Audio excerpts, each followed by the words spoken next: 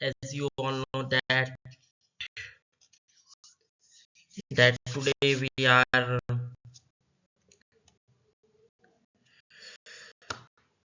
जैसे आप सभी को पता है कि हम लोग रोज कुछ नया टॉपिक आपसे डिस्कस करते हैं और आपको प्रोवाइड करवाते हैं ताकि आप अच्छी से अच्छी हम एक फार्मर आपका काम कर सके जो आपको आगे चल के यूजफुल होती है। तो चलिए हम स्टार्ट करते हैं आज का नया टॉपिक जो कि है हमारा patent drugs in the comparison of generic drugs. तो देखो गाइस, अगर हम सबसे पहले बात करते हैं कि भाई पेटेंट ड्रग्स और जेनरिक ड्रग्स होती क्या है, तो देखो पेटेंट ड्रग वो होती है जो भी आपका कोई हो जो भी हमारी कोई भी अगर पेटेंट कोई भी हमने नई इन्वेंशन करी है किसी भी रिसर्चर ने, तो वो जो है उसको अपने नाम पे वो कर लेता है, क्या कहते हैं उसको, पेटेंट करा लेता है अपना। ठीक है। वहीं जेनरिक ड्रग्स क्या होती है, जब भी कोई ड्रग हमारा पेटेंट जो हमारा एक्सपायर हो जाता है तो उस पर कुछ नए चेंजेस करके कंपनी जो है उसको अपना जेनरिक मेडिसिन बना लेती है। ठीक है। तो देखो ये सब चीजें मतलब एक कहा जाए तो एक अलग ही इनका इंपॉर्टेंस होता है कि भाई और बात करी जाए तो जेनरिक मेडिसिन जो है इतनी ज्यादा इफेक्टिव नहीं होती है as compare to patented drugs. ठीक है। तो मेरे ख्याल से हम जितना ज़्यादा इसके बारे में हम पढ़ेंगे, हम ऐसे आपस में डिस्कस ना करके सीधा हम पॉइंट टू पॉइंट बात करते हैं ताकि हम लोगों को पता चले कि इसके अंदर एक्चुअली होता क्या है, what is the patented drug and what are the other drugs. देखिए आज हम क्या क्या कंटेंट पढ़ने वाले हैं, ठीक है ना। तो उसमें सबसे पहला हमारा कंटेंट होगा कि हम देखेंगे ओवरव्यू ऑफ पेटेंटेड ड्रग्स। ठीक है। वहीं फिर हम देखेंगे ओवरव्यू ऑफ जेनरिक ड्रग्स। उसके बाद हम करेंगे कॉस्ट कंपैरिजन। ठीक है। जब हम इसका कॉस्ट कंपैरिजन कर लेंगे तो उसके बाद हम क्या करेंगे, हम इनकी एफिकेसी एंड सेफ्टी को भी हम इसकी एफिकेसी और सेफ्टी के बारे में थोड़ा सा बात करेंगे। फिर इनका मार्केट डायनामिक्स क्या है और इन सब का रेगुलेटरी फ्रेमवर्क क्या है, ये सब चीजें हमें ध्यान में रखते हुए आगे को प्रोसीडिंग करनी है। ठीक है गाइज। और इसके कि इन सभी ड्रग्स के लिए पेशेंट्स की क्या पर्सपेक्टिव्स है, इन दोनों ही ड्रग्स में फार्मासिस्ट के रोल क्या है, इनका हेल्थ केयर सिस्टम में क्या रोल है, और इनका ग्लोबल पर्सपेक्टिव्स क्या है, एथिकल कंसिडरेशन की कितनी ज़रूरत है इन दोनों ही केसेस की ड्रग्स में, इनका फ्यूचर ट्रेंड्स क्या है, और एट लास्ट हम डिस्कस करेंगे कि what is the conclusion of the today's video. तो गाइस देखो, मेरे को जहां तक लगता है मतलब ये इतना अच्छा टॉपिक है क्योंकि आजकल हमने देखा है कि लोग ना ड्रग्स पेटेंट करा लेते हैं अपनी ड्रग्स को। कोई भी इन्वेंशन करता है वो अपनी सेफ करा लेता है 15 साल 20 साल के लिए उसको पेटेंटेड लेके। ठीक है ना। तो चलिए अब हम लोग भी जो है अपना प्रोसीड करते हैं और देखते हैं कि ये क्या होता है। ठीक है।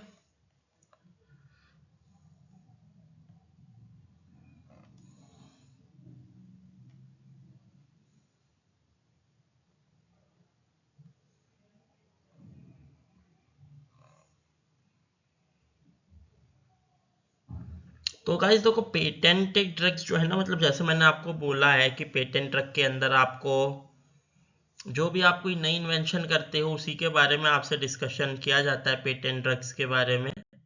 Drugs are the exclusively medications protected by the patents. जैसे मैंने आपको बोला कि आपने कोई भी एक रिसर्च करी, आपने उसको पेटेंट के लिए डाल दिया, आपने उसका पेटेंट करके आपने कुछ स्पेसिफिक टाइम के लिए 10 ईयर्स, 15 ईयर्स, 20 ईयर्स, वो डिपेंड करता है आपने कौन सी कंट्री का पेटेंट लिया है, आपका डिज़ाइन पेटेंट है, यूटिलिटी पेटेंट है, उन सब चीज़ों को वो सेव कर देता है। इनका जो ड्यूरेशन होता है बेसिकली इंडिया में जो है 20 ईयर्स होता है फ्रॉम द फिलिंग डेट, ठीक है। उसके बाद हम बात करते हैं इनका मार्केट में इम्पैक्ट क्या है। तो देखिए ये जो है ना लीड करते हैं to the significant revenue for the pharmaceuticals company, ठीक है। तो सिंपल सी बात है भाई, पेटेंट क्या है, जो पेटेंट है जो कि हमें हमारी जो रिसर्च है उसको प्रोटेक्ट करती है मार्केट में और इकोनॉमिकली, ठीक है। उसके बाद हम देखते हैं कि इनके एक्सक्लूसिवली राइट होते हैं, जितनी भी हमारी पेटेंटेड ड्रग होती है, जो उनका इन्वेंटर होता है उनका एक एक्सक्लूसिवली राइट होता है, जिसका एक अपना पीरियड होता है उस राइट को, कि तब तक वो जिसके साथ चाहे कोलैबोरेट कर सकता है, वो ड्रग को बनवा सकता है, ठीक है। उसके बाद हम बात करते हैं इसमें डेवलपमेंट कॉस्ट कितनी आती है। तो जैसे कि हमने अपनी पहले वीडियोस में भी बात करी कि भाई देखो, जब किसी ड्रग का R&D होगा, रिसर्च एंड डेवलपमेंट होगा, तो उसमें हाई कॉस्ट जाएगा, ठीक है ना। उसके बाद हम बात करते हैं इसकी प्राइसिंग। आपने डेवलपमेंट में बता दिया कि भाई उसकी पहले तो R&D की कॉस्ट, फिर उसको डेवलपमेंट करोगे तो उसमें बहुत। अब जब इसकी ऑलरेडी इतनी कॉस्ट इसमें हाई लग रही है, तो फिर जो है आपको इसको मार्केट में लाओगे तो उसकी कॉस्ट भी हाई होने वाली है, ठीक है। फिर हम इसकी बात करते हैं इनोवेशन की। तो इनोवेशन ड्राइव जो है वो किसी भी जो हमारा ट्रीटमेंट है उसके नए तरीके को रिवर्ट करता है, ठीक है ना गाइस। उसके बाद अगर हम बात करते हैं क्लिनिकल ट्रायल्स की कॉस्ट इसमें आ जाती है, ठीक है। हमारी जो है इसमें क्लिनिकल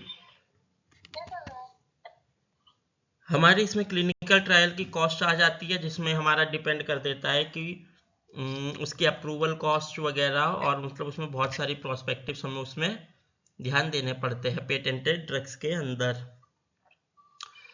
उसके बाद अगर पहले भी कि जो पेटेंट ड्रग हमारा एक्सपायर हो जाता है उसकी ही जो है दूसरी कॉपी बनाई जाती है, उसमें कुछ चेंजेस करके उसको हम जेनरिक ड्रग बोलते हैं। वही इसकी एक सिंपल सी डेफिनेशन भी है कि जो जेनरिक ड्रग्स है वो are the copy of the brand name of drugs.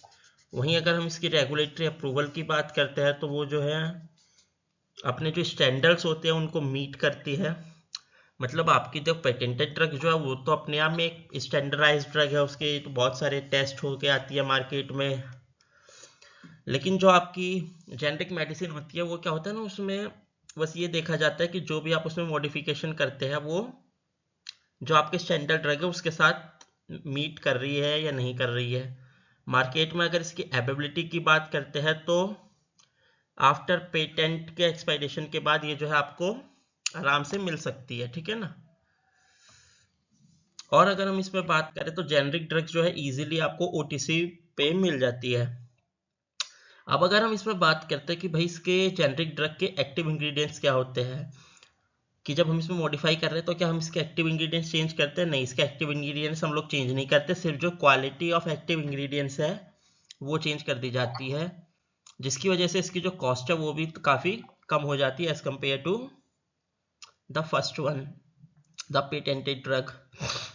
उसके बाद हम बात करते हैं क्वालिटी स्टैंडर्ड्स की। तो वो जो है मीट करता है हमारा FDA स्टैंडर्ड्स को। बिल्कुल देखो, क्वालिटी तो जैसे मैंने आपको पहले भी बताया था कि आप कोई भी ड्रग ले लो, आपको उसको US FDA या United state food and drug administration से आपको उसका अप्रूवल लेना पड़ता है, और आपको उसकी क्वालिटी उस हिसाब से मेंटेन करनी पड़ेगी। एक्सेस टू मेडिकेशन की अगर हम बात करें तो ये जो है इजीली अवेलेबल है, और ये मेडिकेशन के लिए इनके अंदर मतलब चेंजेस होते रहते हैं, ठीक है। और इसमें जो है ना मतलब ऐसे पेटेंट में तो आपकी सपोज करो कोई एक ही डोजेस फॉर्म आती है, कि सपोज करो आपको कैप्सूल मिल रहा है, लेकिन इसमें जो है आपकी जो जेनरिक मेडिसिन है वो कॉपी हो के उसकी बहुत सारी फॉर्मुलेशंस बनाई जाती है, ठीक है। अब अगर हम इनकी कॉस्ट कंपैरिजन की बात कर लेते हैं गाइस, तो देखो मैंने एक छोटा सा एक ग्राफ बनाने का ट्राई करा है जिसमें ये लिखा है आपका पेटेंट ड्रग। तो पेटेंट ड्रग की जो एवरेज कॉस्ट पड़ती है वो पड़ती है $500। और मैंने आपको बताया था कि इसमें इंश्योरेंस होता है एक वीडियो में अपने, तो उसमें जो है 70% जो है आपका इंश्योरेंस कवरेज हो जाता है। और जो पेशेंट आउट ऑफ पॉकेट होती है वो उसकी कॉस्ट पड़ जाती है आपको $150। ठीक है। वहीं अगर हम जेनरिक ड्रग्स की बात करते हैं, तो जेनरिक ड्रग की जो एवरेज कॉस्ट पड़ती है वो पड़ती है $200। अब आप यहीं पर देख सकते हो कि जो एवरेज कॉस्ट पेटेंट ड्रग की है वो पड़ रही है $500 और वहीं जेनरिक की पड़ रही है $200। तो आप समझ सकते हो कि इसकी किस तरीके से इसमें चेंजेस किए जाते हैं, किस तरीके से इसकी क्वालिटी को मेंटेन किया जाता है। उसके बाद जो इसका इंश्योरेंस कवरेज होता है वो इसका बहुत ज़्यादा होता है, 90% जो है इसके इंश्योरेंस में आपको क्लेम हो जाता है। और जो पेशेंट का आउट ऑफ पॉकेट हो जाती है वो हो जाती है $20। अब कहाँ $150 का आउट ऑफ पॉकेट है और कहाँ $20 का, तो ये सब चीज़ें मतलब बहुत ज़्यादा अपने में एक कंपैरेटिव स्टडी दिखाती है। ठीक है गाइस, कि कॉस्ट कंपैरिजन की बात करते हैं तो सबसे पहले हम पेटेंट ड्रग कॉस्ट की हम बात करते हैं। तो देखो सिंपल सी बात है, जैसे हमने ग्राफ में देखा भी था कि कहाँ पेटेंट ड्रग की एवरेज कॉस्ट $500 है और जेनरिक ड्रग की कॉस्ट $200 है एवरेज कॉस्ट। तो मतलब ऑब्वियसली वो महंगी है, एक्सपेंसिव होगी। वहीं जेनरिक ड्रग उससे 30 to 80% चीपर होती है ऑब्वियसली। अडेयरेंस इंप्रूवमेंट की अगर हम बात करें तो जो हमारी कॉस्ट सेविंग है वो जो है इंक्रीज कर देती है मेडिकेशन एडेयरेंस को। बिल्कुल देखो, जब आपका उसमें थोड़ा आप उसकी क्वालिटी कम करोगे तो उसमें ऑब्वियसली है कि उसके अंदर एडेयरेंस आएगी, वो आपकी जो मेडिकेशन है उसको इतना प्रॉपर नहीं कर पाएगी। वहीं पर हम बात करते हैं इंश्योरेंस प्रेफरेंस की। तो जो है ना वो इंश्योरेंस वो वही लोग करवाते हैं जो जेनरिक मेडिसिन को ज़्यादा बेचते हैं मार्केट में, क्योंकि उसमें उनको 90% तक का रिफंड मिल जाता है। प्रिस्क्राइबिंग इन्फ्लुएंस की अगर हम बात करें तो इकोनॉमिक प्रेशर इन्फ्लुएंस प्रिस्क्राइबिंग। ठीक है गाइस,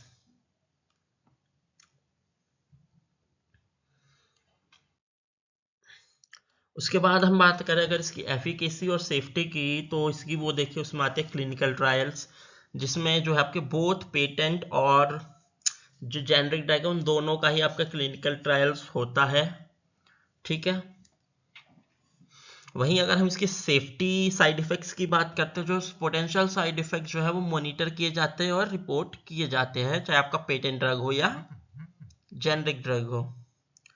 उसके बाद हम अगर बात करते हैं कि पेशेंट आउटकम्स क्या आते हैं, तो efficacy is assessed based on the patient health improvement. बिल्कुल, अगर पेशेंट की हेल्थ पेटेंट ड्रग से सही हो रही है तो वो उसका पेशेंट का आउटकम्स है, अगर जेनरिक ड्रग से सही हो रही है तो वो उस चीज को फोकस में रखा जाएगा। ठीक है गाइस, फिर हम इसमें एक कॉन्सेप्ट आता है हमारा बायो इक्विवेलेंसी, जो हम आपसे लगभग हर वीडियो में डिस्कस कर लेते हैं। ये बायो इक्विवेलेंस का कंसेप्ट,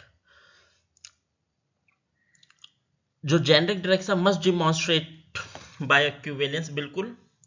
वहीं अगर हम क्लिनिकल आउटकम्स की बात करते हैं तो देखो जो क्लिनिकल आउटकम्स है वो जनरली कंपेरेबल होते हैं जेनरिक ड्रग्स और पेटेंट ड्रग्स दोनों के ही। पेशेंट कंसर्न्स की अगर हम बात कर लेते हैं इसकी एफिकेसी और सेफ्टी में, तो पेशेंट का एक ही कंसर्न रहता है, what is the effectiveness of the both types of drug. वहीं अगर हम रेगुलेटरी ओवरसाइट्स की बात करते हैं तो उसमें जो है जो रेगुलेटरी ओवरसाइट्स है वो इंश्योर करती है बोथ टाइप्स ऑफ ड्रग की सेफ्टी को। ठीक है। बिल्कुल, जैसे मैंने आपको बोला कि आपकी पेटेंटेड ड्रग हो या जेनरिक ड्रग हो, उसको यूएस एफडीए अप्रूवल के लिए जाना पड़ता है। वहीं सर्विलियंस देखिए, जब क्लिनिकल ट्रायल्स पर आपकी ड्रग जाएगी तो वह आपका फेज 4 या पोस्ट मार्केटिंग सर्विलियंस होता ही है, जो कि फार्माकोविजिलेंस डिपार्टमेंट के अंडर में आता है। ठीक है।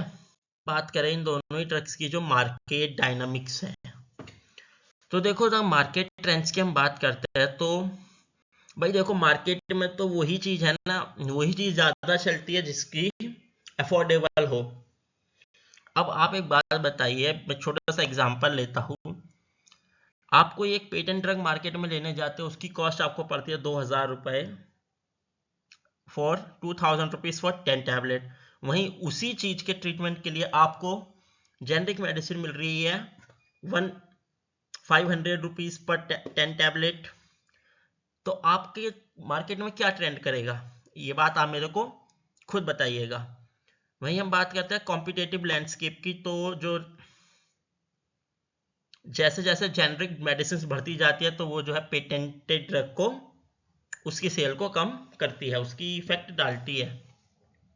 कंज्यूमर्स बिहेवियर जो है, अब देखिए कंज्यूमर का मैंने जैसे आपको एग्जांपल दिया कि भाई पेटेंटेड ड्रग अगर आपको 2000 की 10 टैबलेट पड़ रही है, वहीं जेनरिक आपको उसी चीज के लिए 500 रुपए की 10 टैबलेट पड़ रही है, तो पेशेंट भाई उसी को प्रेफरेंस देगा कि उसके जो 500 रुपए में वो काम हो रहा है तो वो 2000 रुपए की ड्रग क्यों ले। फिर इनिशियल कंप्लीशंस की अगर हम बात करें तो जो पेटेंट ड्रग होती है फेस नो कंपटीशन इनिशियली। बिल्कुल, जो पेटेंटेड ड्रग होती है उनका, क्योंकि वो एक ही जिस बंदे के नाम पे, वो उसी के हिसाब से वो सिर्फ उसको वही मैन्युफैक्चर कर सकता है, उसको वही मार्केट में ला सकता है, या किसी के साथ कोलैबोरेट वो खुद कर सकता है। तो उसमें कोई उसको कंपटीशन नहीं मिलता जब तक उसका पेटेंट एक्सपायर नहीं हो जाता। लेकिन जब पोस्ट पेटेंट कंप्लीशन की बात करें तो फिर वो जो है generic drug enter the market, फिर उसी पेटेंट की जेनरिक ड्रग्स मार्केट में आनी शुरू हो जाती है, जिससे फिर जो है उस पेटेंट के लिए कंपटीशन बढ़ जाता है उस ड्रग का। ठीक है, प्राइस हाइक्स, बिल्कुल जैसे मैंने बोला कि भाई जैसे जैसे जब वो जेनरिक, जब उसका पेटेंट एक्सपायर होगा तो उसकी जो प्राइस है वो हाइप पे जाएगी। ठीक है, price drops, generic entry often lead to price drop. ठीक है, बिल्कुल जैसे ही आपका पेटेंट एक्सपायर हुआ, आपने उसको जेनरिक मेडिसिन बनाया तो उसका प्राइस ऑटोमेटिकली डाउन हो जाएगा। फिर अगर हम इसकी रेगुलेटरी फ्रेमवर्क की बात करते हैं गाइस, तो देखो रेगुलेटरी फ्रेमवर्क में क्या होता है, आपकी एक अप्रूवल प्रोसेस होती है जिसमें आपको बहुत सारे स्टेप्स होते हैं जो आपको फॉलो करने पड़ते हैं। आपके चाहे जेनरिक ड्रग हो या पेटेंट ड्रग हो, उन सबको कंपाइल करना पड़ता है, जिससे आपको वो ड्रग का अप्रूवल मिलता है। उसके बाद हम बात करते हैं कंपाइलेंस स्टैंडर्ड्स की। तो जो रेगुलेशंस है वो इंश्योर करते हैं safety and efficacy of medications की। मार्केटिंग सर्विलियंस, जो हमने आपको बताया भी कि भाई आपके अप्रूवल मार्केट में आने के बाद भी पोस्ट मार्केटिंग सर्विलेंस होता रहता है, जिसकी वजह से आपको ये सब चीजें मार्केट में देखने को मिलती रहती है कंटिन्यूसली। ठीक है गाइस।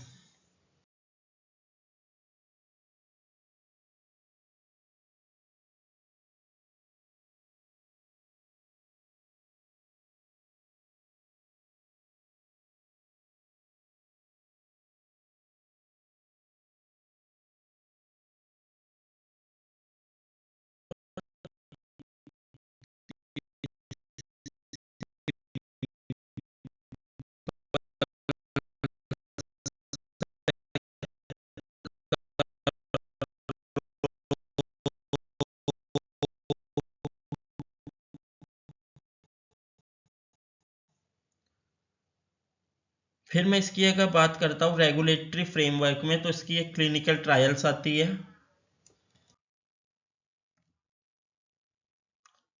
बिल्कुल, अब अगर हम बात करते हैं कि इसका पेशेंट का पर्सपेक्टिव्स क्या है, तो भाई देखो उसमें सबसे पहली चीज आती है एक्सेस टू द मेडिकेशन, जिसपे जो पेशेंट है वो एक्सप्रेस करता है कंसर्न अबाउट द अफोर्डेबिलिटी। बिल्कुल देखो, अगर आपकी अफोर्डेबिलिटी नहीं होगी तो फिर आप पेटेंटेड ड्रग जो इतनी महंगी आती है आप उसको कैसे खरीद पाओगे। ठीक है, वहीं हम बात करते हैं ट्रस्ट इन ब्रांड्स।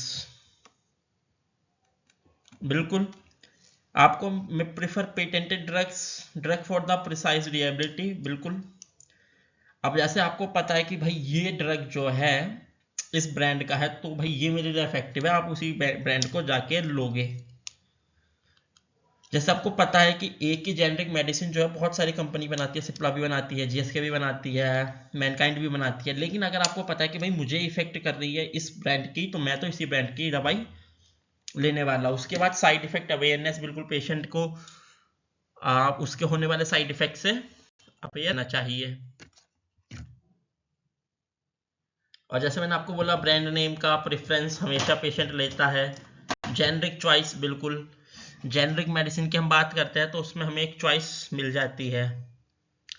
ठीक है गाइस। एजुकेशन इम्पैक्ट, बिल्कुल देखो अगर